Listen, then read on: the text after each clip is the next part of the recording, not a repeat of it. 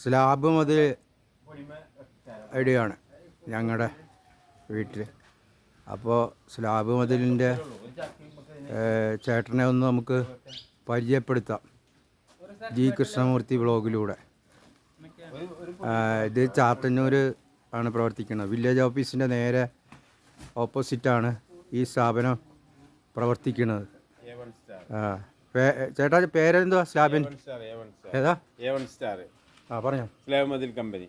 Phone നമ്പറൊക്കെ പറഞ്ഞു. കറുവത്തൂര് 81 13 81 54 10. ഒന്നുകൂടെ 81 13 81 54 10.